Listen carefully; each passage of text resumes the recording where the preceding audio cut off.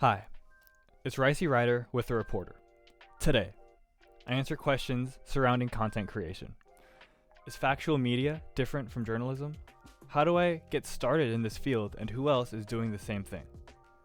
You'll be surprised to learn that there are tens of thousands, if not more, in the exact same boat. Navigating the internet is a skill. Just as when you cross a river, it's important to have good guidance. If you like the show today, then I recommend checking out my link tree in the show notes below. I'm most prevalent on Instagram and on YouTube. And as always, be sure to rate, share, and subscribe. Let's get into this. Hi, I'm Ricey Ryder, and welcome to The Reporter.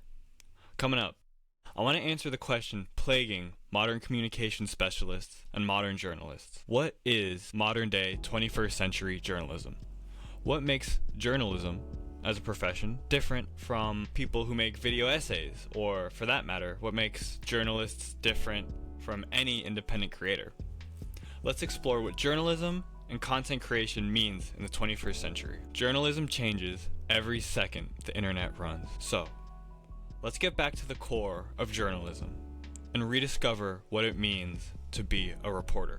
I'll preface first by saying that I, Ricey Ryder, Vincent Austin, I am not a journalist. At least, not yet. We'll get into the differences later, but you're listening to a journalism student who writes for pleasure, who is learning how to script, and who has been thrown into the fire of video production. The field of media communications, not necessarily journalism, is my biggest passion. That being said, the core definition of what journalism is, it's hard and fast. Journalism is the art, because it is an art, I would say, of collecting information, deciphering the most important facts, the most important elements, the who, what, where, why, when, and how, and it's creating a newsworthy story based off of those facts, something that your audience would actually enjoy to hear. But that being said, newsworthy doesn't mean that it's something that our audience wants to know, necessarily. Stories can definitely be what we want our audience to know, but a lot of the times it's also what our audience needs to know. And that goes for a lot of hard journalism, political developments, homicides, car crashes, road closures. A lot of hard news does relate back to everyday life. And even if it's not something you want to know, there's a lot of stuff that you need to know, or that you may need to know to better navigate your everyday life. With all being said, the profession of a journalist has been one of overlooked importance, even though it's our job to connect with our audience about important events that deeply matter. And as a journalist, you realize you play a role of fundamental importance that is intended to preserve a free and fair democracy. With no good journalism, citizens could not possibly have a decent education. We would essentially live in the dark ages if we didn't know the developments of not only the world around us, but it goes down to the country level, it goes down to the regional level, it goes down to the county level, all the way down to your own neighborhood. Which is why I'm not going to talk about apps like Nextdoor, but places like those are a good way for citizens to become journalists themselves, something called citizen journalism. You see it, you spot it, you call it out. Anyways, if we're talking certified journalists, or those who are employed by either a news organization, something like that, who have graduated from university, because there used to be, and there still is, kind of a paper ceiling when it comes to journalism. But all journalists are held by two fundamentals: accuracy, accuracy, accuracy.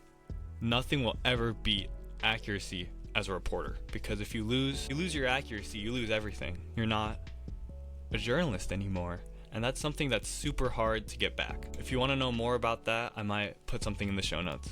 The second fundamental is attempting to cover all facets and all sides of a story. If a reporter isn't accurate, who even are they? They're just flapping gums and blowing smoke. And if they don't cover all sides of the story, then you can't really call them a fair journalist, because they're directly partisan. And news bias and partisanship is a whole different story, but fundamentally, as a reporter, it is your duty to report two popular sides of an argument, or more than two popular sides of an argument, because it's important to represent everyone in the field. To learn more about the ethics and what makes a journalist, I strongly recommend reading up on the Society of Professional Journalists Code of Ethics. The best journalists and storytellers, reporters of today strictly adhere to these principles, and these principles are applied everywhere, from war, natural disaster, medical sciences, the state of technology, sports, politics, anything you could think of. While good journalists do follow the Professional Journalists Code of Ethics, there's so many more independents and those who are not necessarily affiliated with any organization who can boot up a camera, boot up their microphone, and say whatever they want. The profession of being in front of a camera today has been producing an absurd amount of jobs and careerhoods because of the digital ecosystem that we live in, which is constantly evolving. The sore thumb of journalism today are news influencers, what we would call, or news entertainers. News influencers are traditionally, I say traditionally, but this is a field that changes and molds every day with public perception. But traditionally, news influencers are more right-leaning. But as an example, I still see shocking headlines from Instagram influencers about what's happening in the White House, or this and that is happening, and you see people throw up a sensationalist headline where that may or may not be true, and it gives the listener a reason to watch on, and it generates clicks. I will say there's a place for entertainers, but it's not the greatest place to get real curated news. An independent entertainer has no obligation to their audience. In essence, they can say whatever they want. Facts are only the gravy on top. When I talked with Devin, and we were talking about the Fortress of Faith, and he was talking about Tom Wallace, the host of the Fortress of Faith, he would talk about how Tom would not try to verify any facts, or tell readers or listeners to verify any facts until it came to a certain issue where he could cherry pick a fact. So he would go, look it up, it's true, and then which would mislead consumers into believing a false narrative, all because he claimed one set of facts, when most of his reporting is the Great Replacement theory sort of racist rhetoric that's going on. So when you look at Tom Wallace or full-blown conspiracy theorists, they're heavy on the notion of unfalsifiable claims. And an unfalsifiable claim is something I think is super important to understand what it is today, because it's something that an unfalsifiable claim is a claim that cannot be substantiated with evidence, but it also cannot be disproven. And I'll get into that a little bit in a second. News influencers in the digital space, influencers cycle through the digital space so frequently because they have the independence or the freedom to put out the most insane headlines to cap off a video or an article and pass it off as news. Tucker Carlson is a great example of someone who either embellishes or makes crazy claims, unfalsifiable claims out of left field. I want to say for the purpose of generating clicks. He said, as a short list, he said the metric system was a complete conspiracy theory. He said that wind power is a scam, and he said that politicians are having more orgies than ever. Okay, let's break that down for a second. Politicians are having more orgies than ever. That's an unfalsifiable claim, because he has no evidence of that, and knowing the amount of orgies that modern day politicians have, that's not something that the public can possibly know unless you send someone on a complete watchdog investigation. I just think proving a claim like this that's totally unsubstantiated with no evidence behind it, it's all just rhetoric from Tucker's part. It makes for a really good headline, but it doesn't make for good journalism. But who wouldn't be interested in such a sensationalized idea? So I don't blame the millions or hundreds of thousands, I'm not sure how many people tune into Tucker Carlson, because he says a lot of interesting stuff, even if it's not true. He has curated a sort of cult of entertainment around his personality, in a similar sense to Donald Trump, but that's going towards politics. And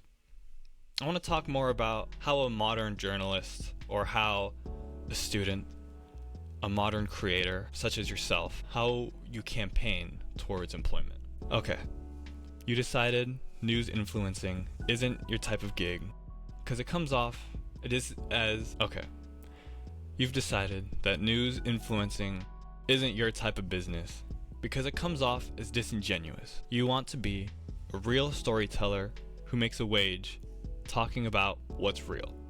Okay, what comes first? Obviously, in journalism, such as any field, the name of the game is connections, connections, connections. Just like any other career path, it's about who you know. And as a journalist, as a media creator, I would say that these connections most often come from universities or schools, if you have good resources there.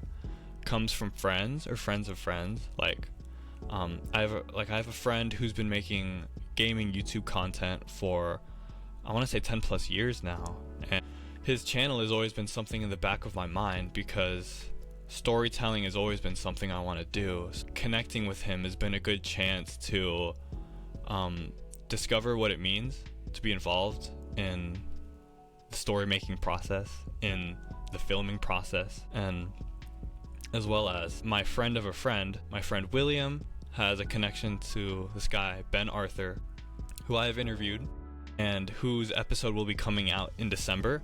Look forward to it. He's a reporter for NFL on Fox. And I wouldn't have known that my friend knew an NFL on Fox reporter if I never asked around, if I never asked my friends, hey, do you know someone in this field? Hey, is there someone you could possibly connect me with? And I guess this kind of takes me into cold calling, because cold calling is especially useful in your career to generate these sorts of connections. When you cold call or cold email or text someone out of the blue, first of all, if you have projects out, it gives the recipient a chance to admire your body of work, and cold calling gives you a chance to advertise your best self to a real professional in the field. Oftentimes, it's not about what you do, it's about why you do it. So if there's people who see what you do, even if it's not very good, if they see the why behind it, if they see the passion behind it, if they see how serious you are about it, then there's a good chance that that person or those people or that group will want to attach themselves to your project. And you can start super small. You can start with a coach, or like I said, a teacher or a professor, some buddies that you know that are also doing media creation.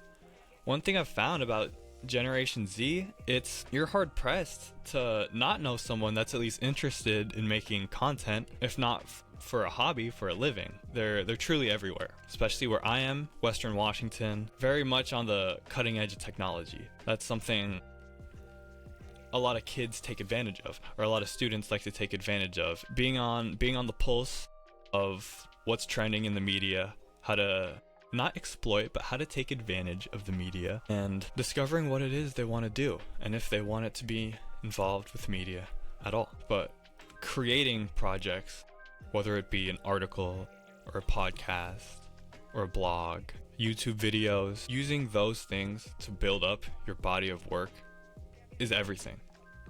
Just like investing, if you start early, the dividends will be greater later, probably. Because the earlier you start, the better you get early. I'm not the same podcaster I was a month or two ago. You go a long way if you really start a project and you decide to commit yourself to it. And I also want to say that, like, if you're the type of person that's super nervous to start, I totally get it. I'm in that exact same boat where it's like I felt paralyzed by the future of my career, and I didn't really know what I wanted to do or what the future would really entail if I didn't have a decent skill set. So I started The Reporter, and threw myself into the fire, metaphorically speaking, but I didn't do it right away. As I'll talk about a little later, marketing is everything, so it's okay to start and not have a project out yet. For example, I just started a social media and told my friends about it, got them to follow me, and I made a plan for myself. I'll do one interview podcast a month. That's it. So I have a lot of time to, first of all, generate content, produce and edit that content, curate it into a decent format, and spit it out to the world. Progress doesn't happen overnight, and oftentimes it takes a lot of time to function properly, metaphorically speaking, in a space like this. If you don't really know where to start on your project, then the very first place I'd look is on YouTube. There's hundreds and hundreds or thousands, so many just free guides of whatever you want.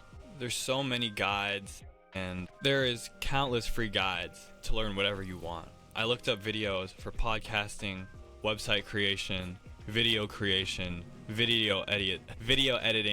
So much stuff is just readily available online to learn whatever tools you have. For building connections, LinkedIn is a huge one. With LinkedIn, it's like a Rolodex, actually, a modern day Rolodex of professional contacts who you can hit up or hear from or learn about what they're doing, and keep people within your circle of media creation, if that makes sense. Personally, for article publishing, I've used Medium, which works to varying degrees. There's also Wattpad, and you could also create your own website for your own blog, but Medium is my weapon of choice. And then publish videos on YouTube, because like it or not, people love free video. So people will always be flocking to YouTube. There's always going to be a pull on YouTube for podcasts, for documentaries, for the educational content I was talking about. Even for journalists, Channel 5 with Andrew Callahan is an amazing example of an independent journalist who made a career out of essentially nothing. He started with an idea of traveling to these really weird subcultures or communities and interviewing them. He interviewed them with honesty and compassion to get a holistic picture of what these people believed and what goes on within their community. And then another independent journalist who does a similar thing, Peter Santinello. Peter does a similar shtick where he goes to quite literally the most impoverished communities in America. His most popular videos are him interviewing residents within deep Appalachia territory. He'd be in West Virginia interviewing people in a town of like 1,500, in a town of 1,000, where it's broken down buildings everywhere, and it's a complete ghost town from the mines that used to populate the area. There's also mainstream news has largely migrated to YouTube as well, because these big platforms know, the billionaires who run these platforms know that YouTube is incredibly powerful. Like I said, it's generated many careers based off of nothing but personality and an idea. If you want to know about the legwork for an independent journalist or even an independent media creator, it involves so much repetition, a lot of planning, writing, rewriting, and like I've been saying, connecting with people. In 2025, skills in photography and video production are so paramount to building a nice looking portfolio. The saying goes, and it's been going, that print is dead. So typing skills just aren't going to be valued as much as video skills. Then that also begs the question of how comfortable are you setting up a space to record content? What kind of content are you going to produce? Do you have the means to produce good content? These are all things that are going to matter deeply and will not influence only your following, but your passion behind the project, which goes for media creation in general. It's not your what, it's your why. If people see your vision and your work adds value to their lives, then you will have a dedicated group of fans who want to see you succeed as much as you do, which is something I've seen on The Reporter. And big kudos to all my listeners out there, because this is really the dream, and this is what it's all about. Something that comes with setting up a space to record content and having the means to produce good content. General trend is that the better the content is, the more views it'll get. So obviously, please start with what you have. Start with your iPhone. Start with a little Amazon microphone. Start with a cheap camera. If you have resources, take full advantage of them, because your passion is super important. The why is super important. What you do is super important.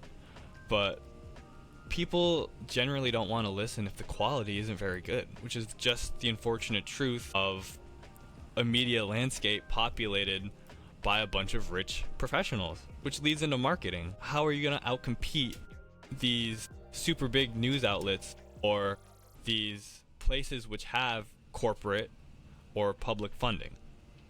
What platforms are you going to be on? How are you going to reach your audience? Who even is your audience? Are you charismatic in front of a camera? Do you know people who will support your work? And is there anybody in the industry who can evaluate your work? Is there anyone in the industry who you can partner with or interview or work alongside? How does content fit into your brand? And brand is something incredibly important, something I talked with my second interview, Moy about. Moy Gregorio, film director, student at Western Washington University. Digital footprint is everything, because every employer you try to work for, regardless of the profession, they're going to be looking for a social media presence. And it's gotten to the point where you're weird if you don't have a social media presence. So it's kind of something that's been forced upon our generation, but something I also think we can adapt to. So all of these, especially audience, are all questions that should be playing out in your mind almost daily. Part of starting is realizing the kind of work it really takes to lift a project, a passion, or a persona off of the ground and turning it into something real. Saying that my professor, Andrew Wall, loved to point at is that getting your first job in the journalism or media space is the hardest part. It's difficult to get noticed by companies when there's so many applicants striving for the exact same thing. However, if your portfolio is solid, you have good people vouching for you, and you know your skill set, and you know exactly what you're capable of, it serves as a big leg up. When you get that first job as a journalist or a media creator, it's a big step up from freelancing. For one, you have the grace of working within a company that distributes media, so they're probably going to connect you to resources right away, and they're going to let you know what's up.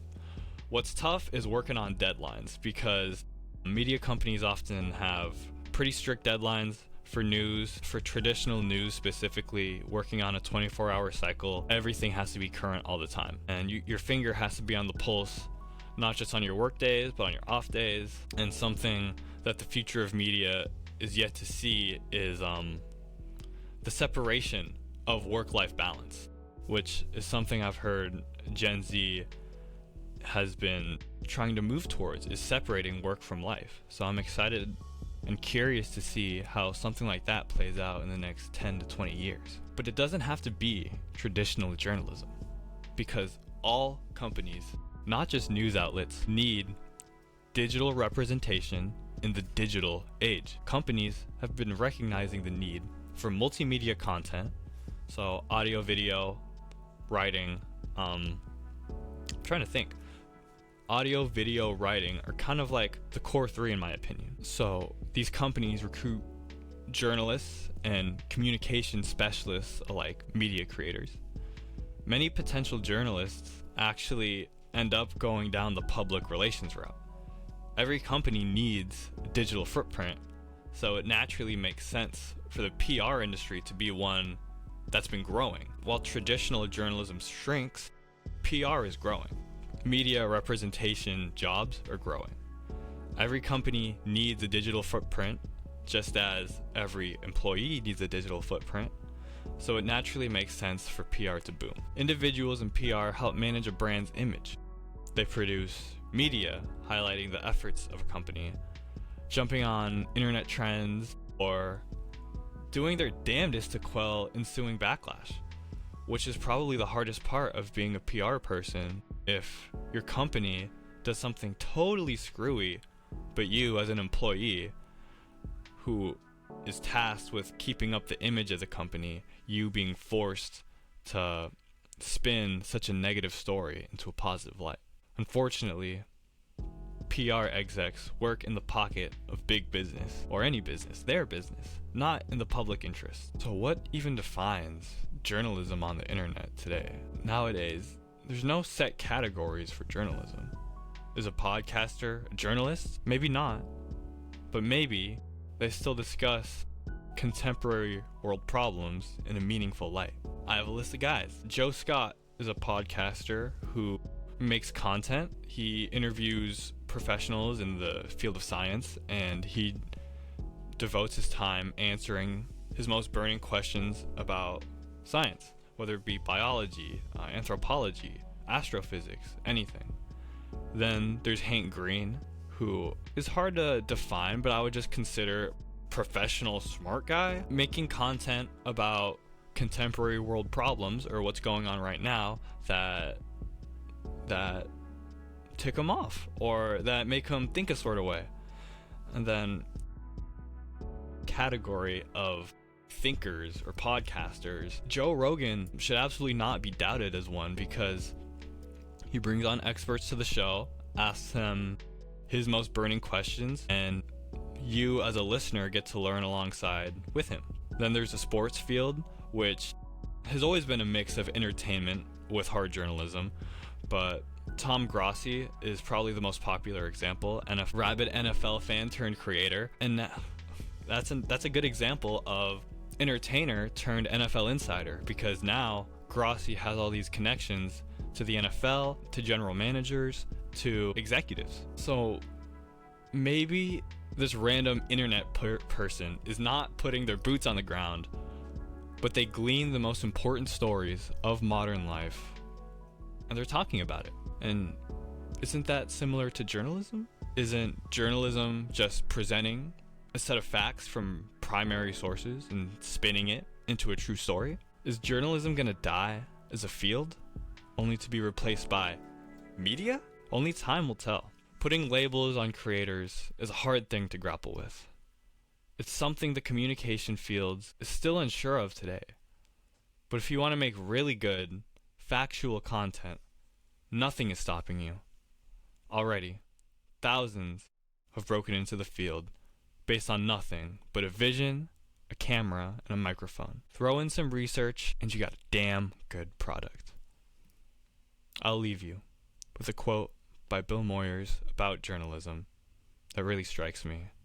The quality of democracy and the quality of journalism are deeply intertwined. By Bill Moyers. Thank you for watching. If you enjoyed the show, then I highly recommend the show notes. They have all the relevant links as well as a detailed description of what you listened to today. It also has a link to all of my social medias through my link tree. Thank you so much for watching, and I'll see you guys in 2 weeks.